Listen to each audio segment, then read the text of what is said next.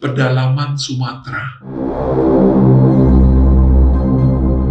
Selamat datang di Skybox Horror. Kali ini saya Ci Olive akan membacakan sebuah cerita yang dikirimkan oleh pendengar setia podcast Skybox Horror. Tanpa lama lagi, seperti biasa siapkan posisi terbaik kalian. Jangan lupa siapkan cemilan dan minuman untuk menemani kalian mendengarkan podcast ini. Saya Ci Olive akan mulai cerita ini untuk kalian.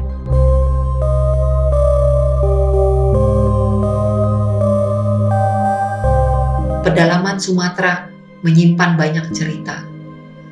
Jejak seram tergelar nyaris di setiap sudutnya. Salah satu teman akan menceritakan pengalamannya ketika mengalami kejadian mengerikan di perkebunan bambu di dalam hutan Sumatera. Simak di sini. Satu batang lagi, aku bergumam sendiri sambil memandang jalanan di depan yang kosong. Gak ada kendaraan sama sekali. Hanya gelap tanpa penerangan. Aku duduk sendirian di depan gubuk kecil di pinggir jalan yang letaknya di tengah-tengah antah berantah di belantara Sumatera. Gak tahu pasti di daerah mana aku berada saat ini. Hampir jam 12 tengah malam. Ponselku mati kehabisan baterai sempurna. Kuhisap dalam-dalam rokok di tangan. Lalu hembuskan asapnya perlahan sambil berpikir hendak melangkah kemana sebaiknya. Masih duduk di kursi kayu panjang yang lembab ini. Belum bisa memutuskan mau lanjut perjalanan kemana.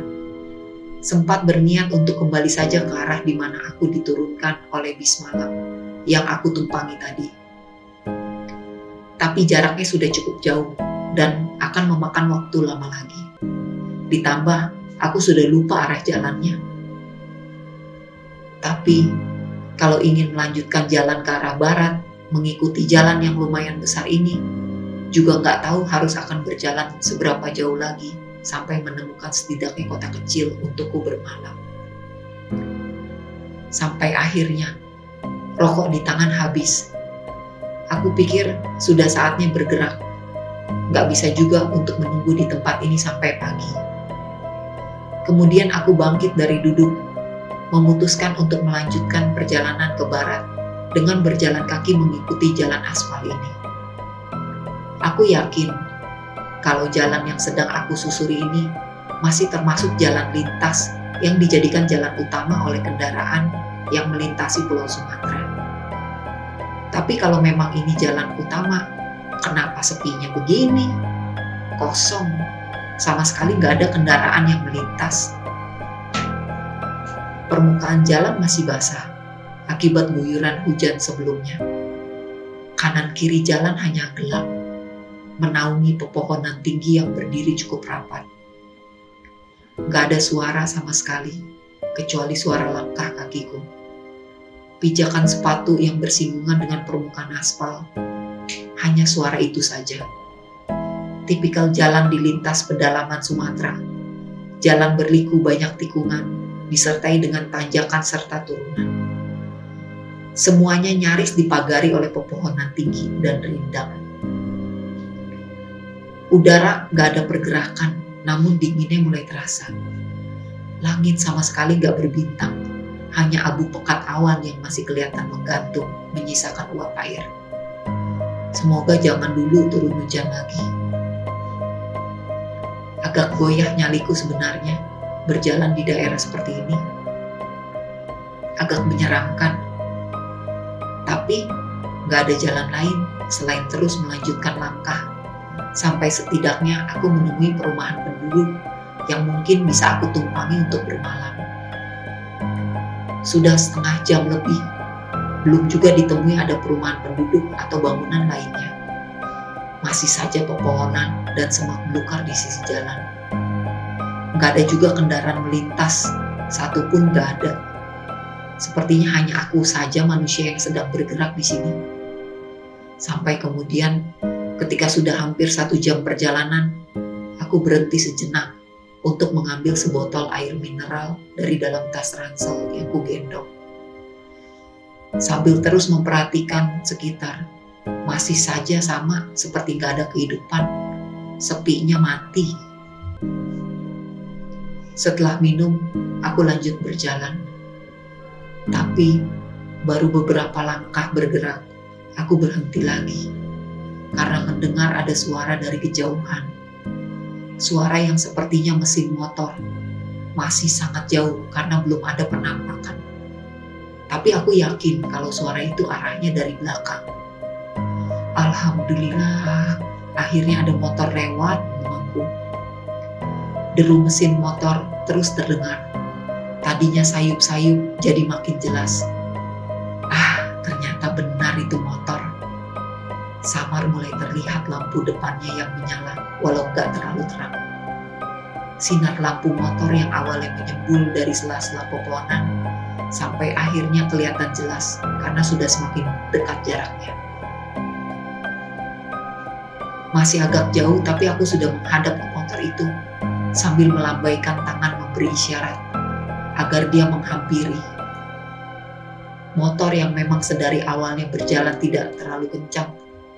Sepertinya sang pengemudi sudah melihat keberadaanku karena dia melambatkan kecepatan. Walaupun sudah cukup dekat, tapi aku masih belum bisa melihat dengan jelas si pengemudi karena terhalang sinar lampu motornya. Ditambah sekitaran yang sangat gelap. Sampai akhirnya motor itu berhenti di hadapan. Bang, mau kemana tengah malam gini? Senyum terpancar di wajah lelaki muda berkumis tipis ini. Walau masih terlihat gurat keanehan di wajahnya. Mungkin karena ada orang yang sedang berjalan sendirian di tengah hutan ini. Iya bang, saya mau cari penginapan dekat-dekat sini atau terminal bus umum lah kalau ada, jawabku. Mana ada penginapan di sini? Gak ada bang. Terminal juga masih jauh, jawabnya. Masih jauh ya? Lemas aku bicara. Emang abang mau cari terminal mau kemana? Tanyanya lagi. Saya dari Jakarta, mau ke Pagar Alam bang. Wah, Pagar Alam masih jauh kali dari sini. Gak mungkin bisa lanjut jalan kalau sekarang. Gimana kalau abang ikut aku aja? Menginap di tempat aku aja lebih aman. Terima kasih banyak. Kalau boleh gitu deh bang. Kembali aku sumringah. Tawaran yang gak mungkin aku tolak. Ya sudah, ayo naik. Aku lalu naik ke motornya. Agak sedikit bersyukur bisa bertemu dengan orang ini. Walau dalam hati, aku masih harus waspada. Bisa saja dia ini penjahat. Semoga bukan. Kemudian motor kembali berjalan, menyusuri jalan gelap yang masih saja sepi. Kok abang bisa terdampar di situ tadi? Percakapan kami di atas motor dimulai dengan pertanyaan lelaki ini. Panjang ceritanya bang. Pokoknya intinya saya kesasar. Jawabku. Ada-ada aja bang ini. Ngeri kali daerah ini bang. Oh iya, namaku Daniel bang. Kita belum kenalan. Daniel, lelaki ini berusia 20 tahunan. Mungkin masih beberapa tahun umurnya di bawah aku. Logatnya Medan. Bercelana panjang kargo. Mengenakan kaos berwarna gelap. Saya Bian bang. Lah, abang sendiri dari mana? Tanyaku. Aku dari kota, singgah sebentar ke tempat teman. Tapi malah kemalaman karena keasikan ngobrol. Jawabnya sambil menyebutkan nama kota yang gak terlalu jelas aku dengar, ditutup dengan tawa. Aku kerja di perkebunan di balik hutan ini, kira-kira 1 jam perjalanan motor. Kalau abang mau menginap di situ saja bang. Besok aku antar ke jalan besar, saranku sih begitu. Tempat tinggalnya masih berjarak 1 jam. Gila, masih jauh dong, pikirku dalam hati. Tapi gak ada pilihan lain. Benar kata Daniel, kalau tempat ini sangat sepi. Sepanjang berjalannya motor, aku masih belum menemukan rumah penduduk atau bangunan lain. Aku sepertinya harus ikut dia ke tempat tinggalnya dan menumpang barang semalam. Motor terus melaju menembus pekatnya malam. membelah anta berantah di salah satu sudut Sumatera. Desir angin yang makin dingin menerpa wajah. Daniel yang masih terus mengajakku berbincang, memacu motornya cukup kencang. "Aku agak cepat ya bang, supaya bisa cepat sampai," ucapnya. Aku mengiyakan. Gak berapa lama kemudian, Daniel membelokkan motor ke arah kiri, turun dari jalan aspal, kemudian masuk ke jalan tanah biasa yang gak terlalu lebar. "Nah, dari sini jalannya agak jelek ya bang," hehehe, kata Daniel. Beberapa kali harus menahan nafas karena memperhatikan jalan dan sekitar. Sungguh pemandangan yang cukup menyeramkan. Seenggaknya buat aku yang terbiasa hidup di kota besar. Tapi beda dengan Daniel, dia terlihat biasa aja. Mungkin karena sudah terbiasa dan hafal dengan jalur yang sedang kami lalui ini. Setelah berganti ke jalan tanah, yang terlihat di sekeliling kami lebih suram daripada jalan aspal tadi. Menurutku, di jalan aspal sebelumnya yang masih termasuk jalan lintas Sumatera sudah cukup menyeramkan. Tapi di jalan tanah ini malah makin menyeramkan suasananya. Pepohonan makin rindang, jalanan bergelombang, tanjakan serta turunan yang sepertinya semakin kecil kemungkinan untuk menemukan rumah penduduk, apalagi keramaian. Sementara itu, Daniel terus memacu motor walau tidak sekencang sebelumnya. Pada beberapa titik, aku memutuskan untuk memejamkan mata, gak berani melepas pandangan mata, menatap gelap sangat pekat yang belum pernah aku temui sebelumnya. "Agak serem ya bang, hehehe, tapi tenang aja, sebentar lagi kita sampai," Daniel bilang begitu. Aku gak menjawab apa-apa, hanya bisa diam sambil memulai berdoa sebisanya. Pada kanan kiri jalan, berbagai jenis pepohonan aku lihat. Bukan hanya satu jenis. Jadi sepertinya yang sedang kami tembus ini adalah hutan belantara. Di tengah-tengah lamunan kengerianku, tiba-tiba Daniel menghentikan motor. "Ada apa bang?" tanyaku. "Jadi gini bang, aku mau mengambil jalan potong. Biasanya kalau sendirian, aku memilih lewat jalan mutar," jawab Daniel, yang tentu saja memancing pertanyaan dariku. "Emang kenapa bang?" "Jadi jalan potongnya agak sedikit seram karena lewat kebun bambu.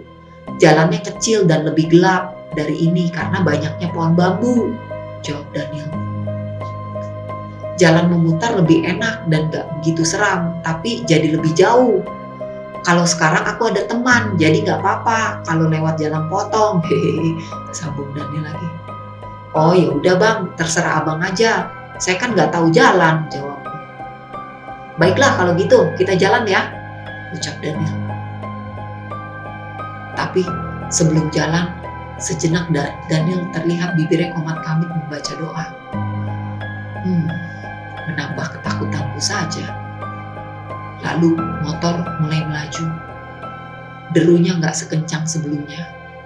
Benar kata Daniel, kalau jalan potong ini, jalannya kecil dan bergelombang. Lebih terlihat seperti jalanan orang, bukan kendaraan. Makanya motor jadi gak bisa melaju cepat. Kali ini Daniel gak banyak bicara. Dia fokus mengendalikan motor. Aku juga melihat kalau sedikit demi sedikit pohon bambu mulai muncul kelihatan. Satu persatu terlihat berdiri di pinggir jalan. Sepertinya kami mulai masuk ke perkebunan bambu yang seperti yang tadi Daniel bilang. "Ini ya bang kebun bambunya?" tanyaku ketika pohon bambu mulai menguasai pemandangan sekitar. "Iya," jawab Daniel pendek.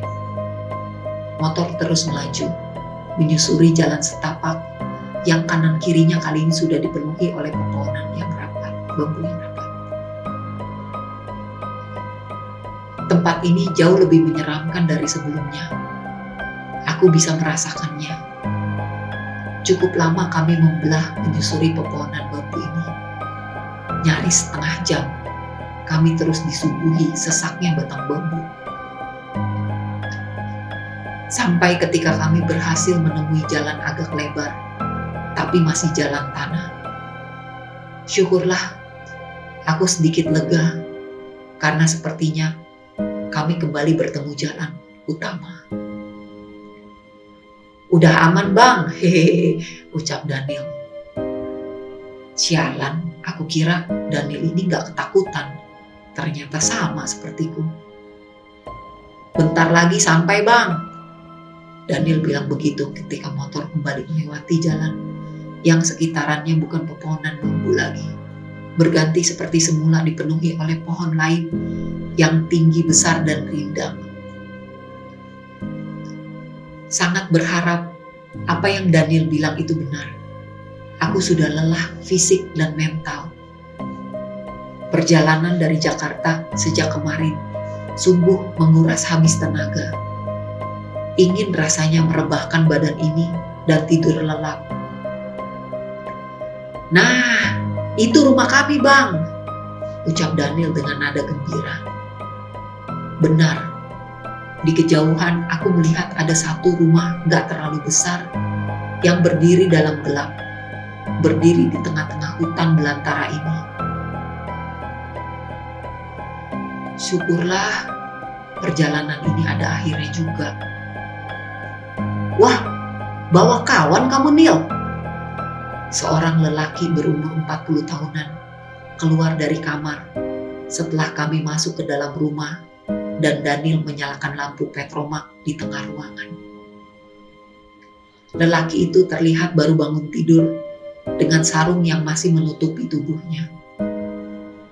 "Iya bang, kawan baru," hehehe. Ternyata Daniel gak tinggal sendirian di rumah ini. Kemudian kami duduk berbincang di ruang tengah.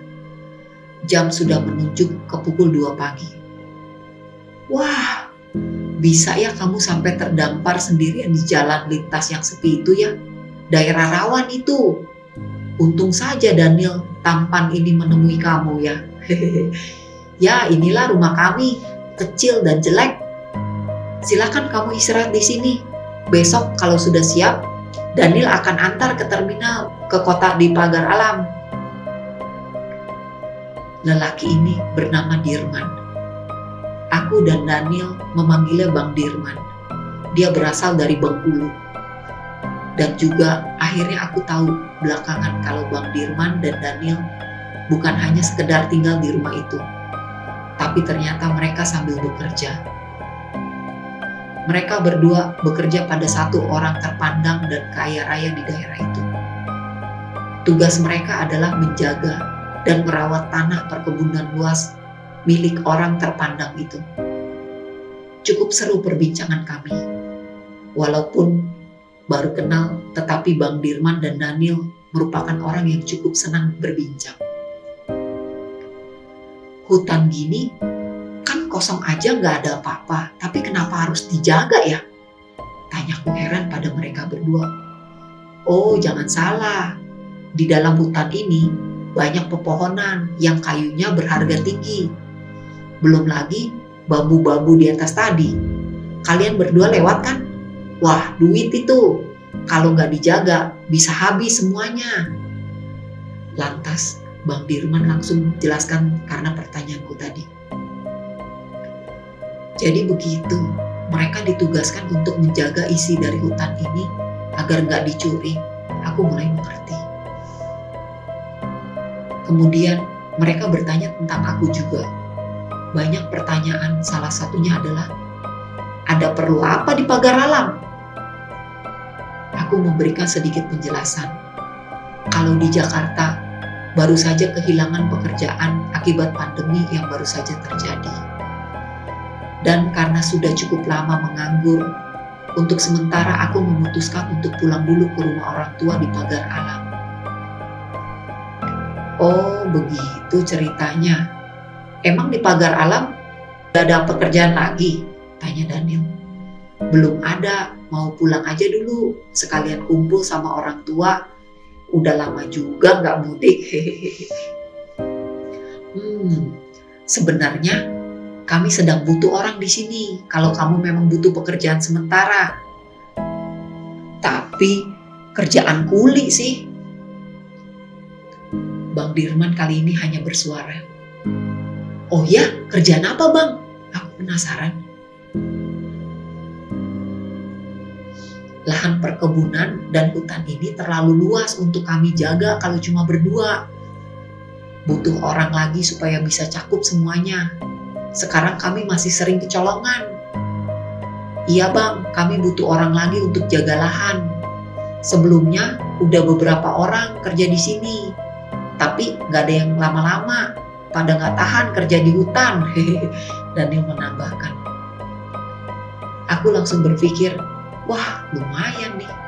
Hitung-hitung, aku akan bisa bawa sedikit uang untuk di rumah nanti. Gak seperti sekarang, yang pulang dalam keadaan gak bawa uang sama sekali, kecuali ongkos. Gak perlu lama-lama, cukup 1 bulan saja kerja di sini sebagai penjaga lahan.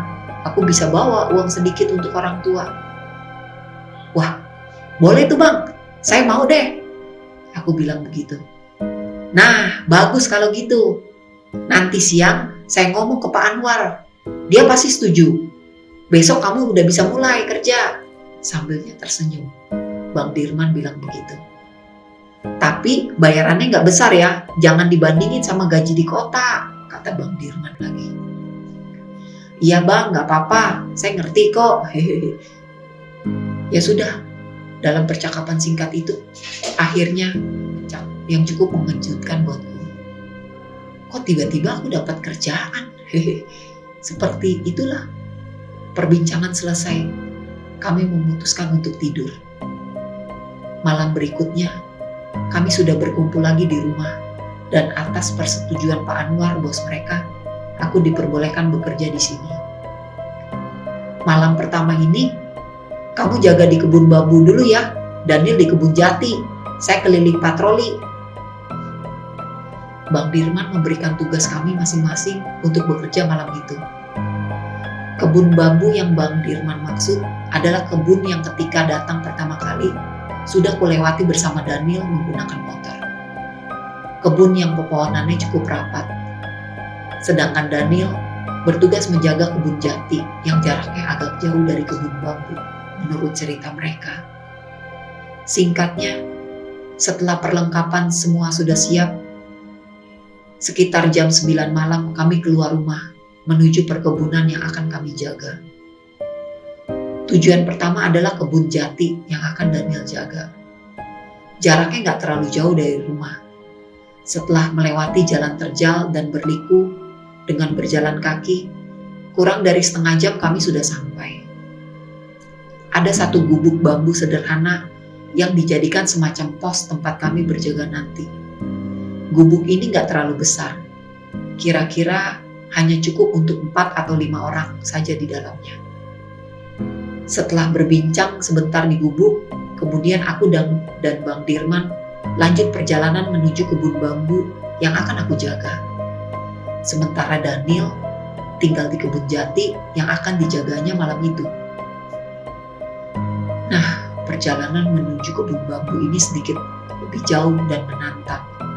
Karena beberapa kali kami harus melewati jalan menanjak dan sempit. Tapi walaupun terasa lama dan akhirnya sampai juga. Sama dengan kebun jati tadi. Kebun bambu ini juga ada gubuk kecil yang digunakan sebagai tempat berjaga buatku nanti.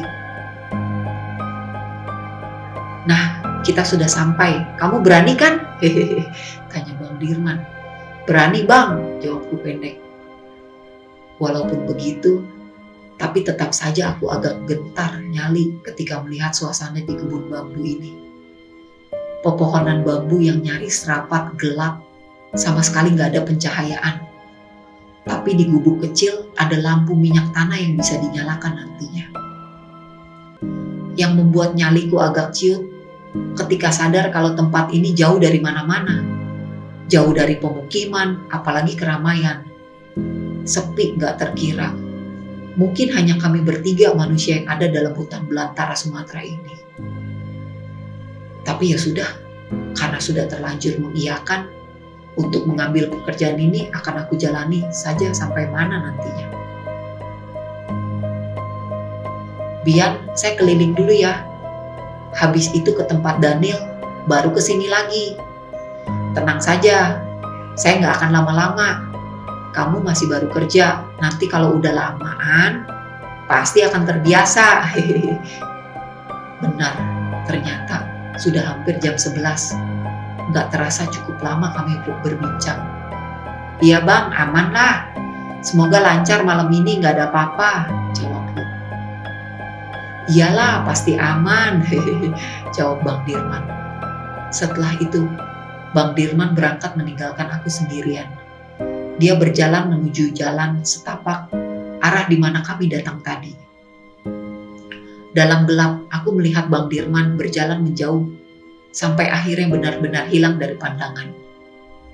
Maka dimulailah aku bekerja di tempat ini, sendirian menjaga kebun bambu yang cukup luas.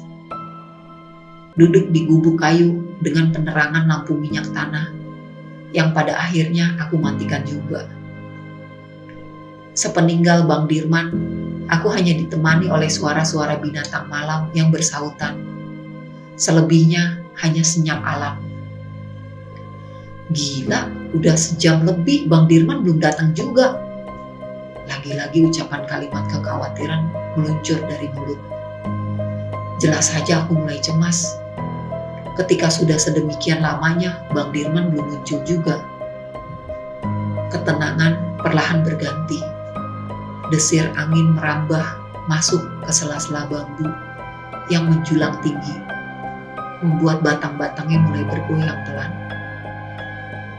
Awalnya yang gak ada suara sama sekali, sekarang mulai terdengar batang bambu beserta dedaunan di atasnya yang bergesekan satu sama lain.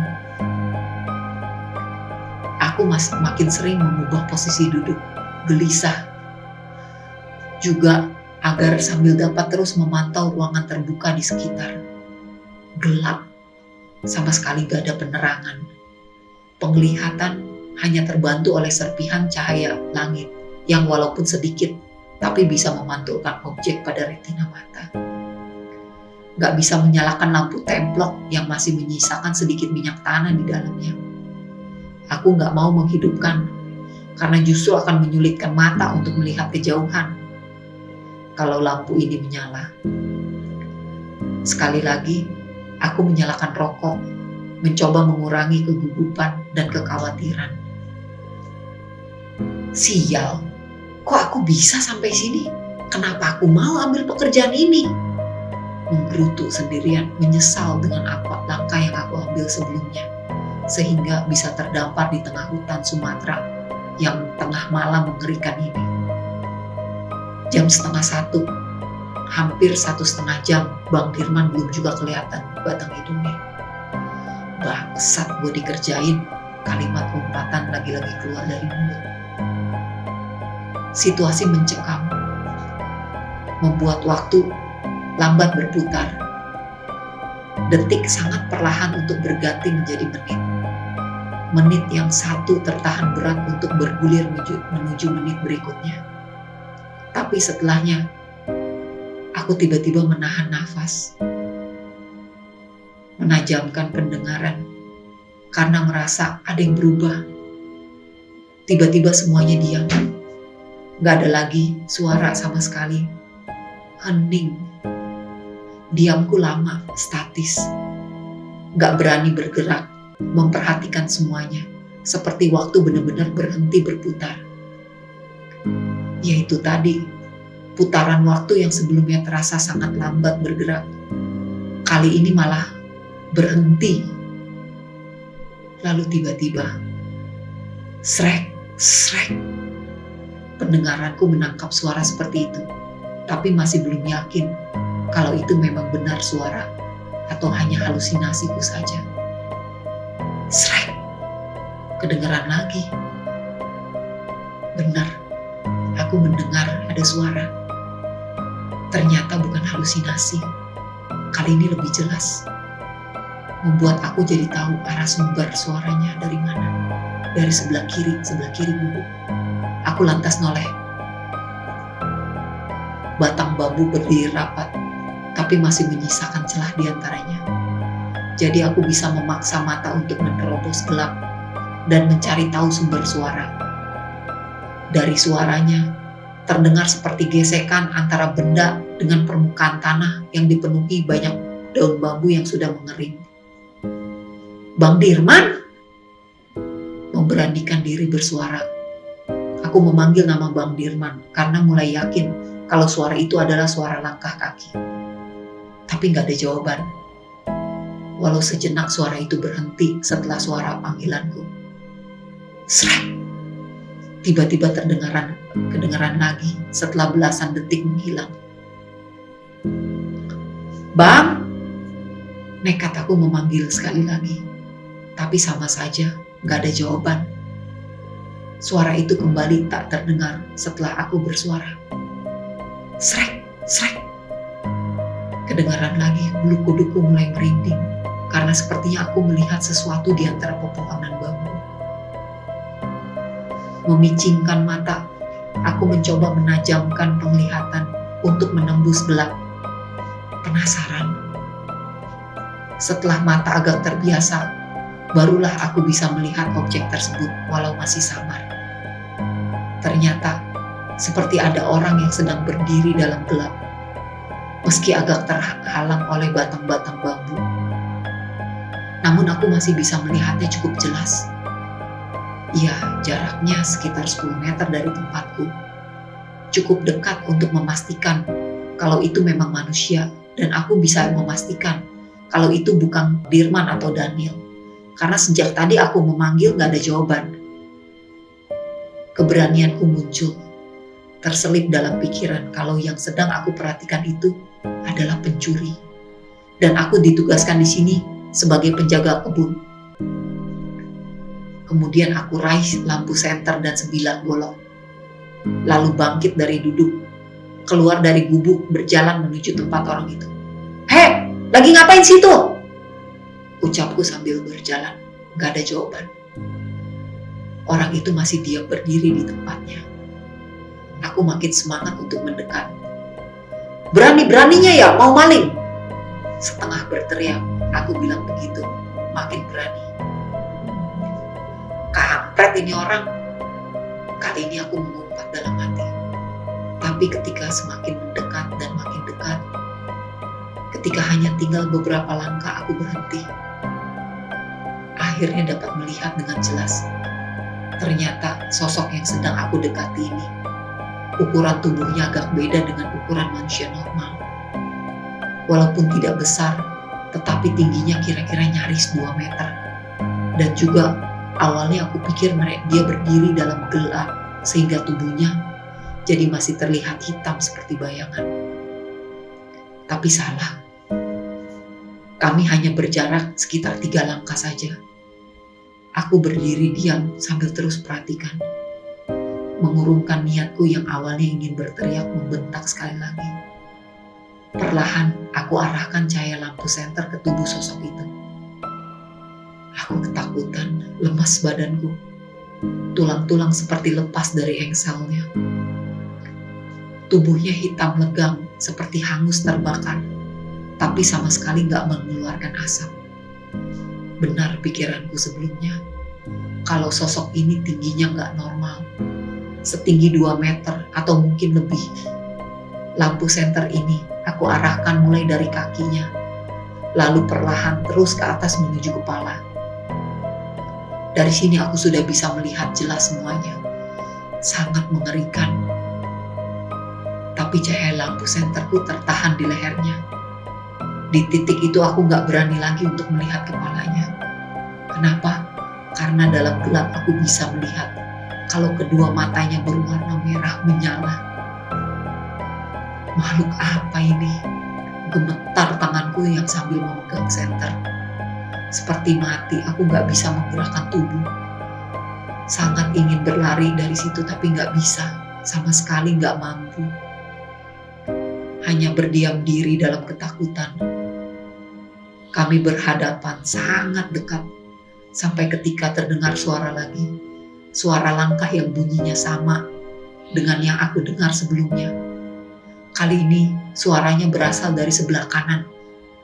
Srek, srek, srek. Aku menoleh ke kanan, lalu mengarahkan lampu senter ke sana. Ternyata cahaya senterku menangkap satu sosok lagi seram yang perawakannya nyaris sama dengan yang sedang berdiri di hadapanku. Bedanya adalah yang ini tubuhnya lebih besar dan tinggi, dengan kedua matanya yang merah menyala juga. Seram. Aku terus memperhatikan makhluk yang di sebelah kanan ini. Walaupun jaraknya belum dekat, tetapi aku sudah bisa memastikan kalau dia ternyata masih terus berjalan mendekat. Dari langkahnya terdengar suara srek, srek. Sosok hitam legam ini terus berjalan mendekat. Makin dekat, sampai akhirnya jaraknya sudah cukup buat aku untuk melihat lebih jelas lagi. Ternyata makhluk ini berjalannya seperti sedang membawa sesuatu. Seperti sedang menyeret sesuatu dengan satu tangannya, aku yakin itu. Sedang membawa apa dia? Ketika jarak kami hanya tinggal beberapa langkah saja, dia berhenti. Saat inilah aku bisa melihat semuanya, termasuk benda yang sedang dia bawa. Benda yang sedang dia seret. Detik berikutnya, entah mendapat energi dari mana, aku langsung mundur beberapa langkah, kemudian berlari menjauh menembus pepohonan bambu, akhirnya bisa melarikan diri. Aku ketakutan, panik, melangkah menerjang apapun yang ada di hadapan dengan tujuan pergi sejauh mungkin dari kebun bambu itu. Kenapa tadi aku panik? Kenapa tiba-tiba langsung melarikan diri? Karena tadi sebelum lari, akhirnya aku bisa melihat apa yang sedang dibawa oleh makhluk seram yang kedua. Ternyata sosok itu sedang membawa jenazah manusia berpakaian lengkap namun tanpa kepala. Aku sangat ketakutan melihat itu. Selanjutnya aku terus berlari, gak memperdulikan apa yang ada di belakang. Mengikuti jalan setapak yang aku temui. Terus mengikuti sampai pepohonan bambu menghilang, berganti pepohonan rindang lainnya. Bian! Tiba-tiba aku mendengar ada suara memanggil. Menoleh ke belakang ternyata Bang Dirman. Syukurlah aku akhirnya bisa berhenti berlari dan mengatur napas. Singkat cerita, aku dan Bang Dirman sampai di rumah pada akhirnya. Kemudian aku ceritakan semua kejadian yang baru saja aku alami. Hehehe, ya sudah, sekarang istirahat saja, tidur. Udah jam 2:30 juga. Bang Dirman menyuruhku, tentu saja menuruti omongannya. Gak mau aku balik lagi ke kebun bambu itu lagi. Jadi, Bang Dirman cerita kalau tadi dia sempat ketiduran di pondok tempat Daniel jaga. Yang rencananya hanya sebentar, jadinya malah lama. Makanya dia gak nongol-nongol lagi ke tempatku tadi. Keesokan paginya, aku terbangun jam 7 di rumah itu.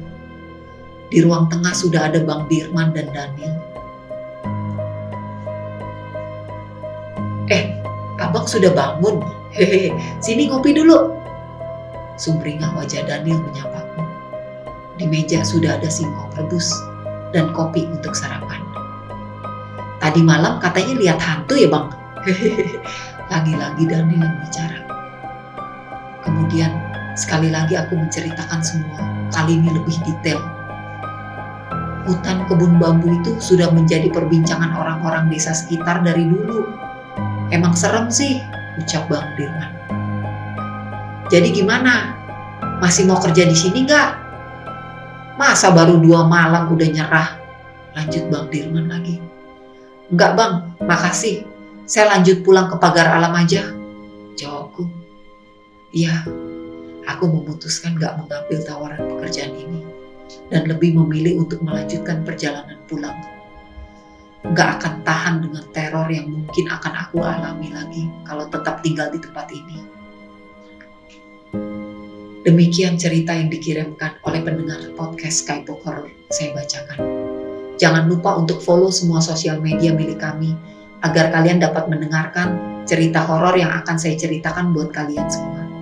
Saya Ci Olive dari Skybook Horror, pamit undur diri. Terima kasih.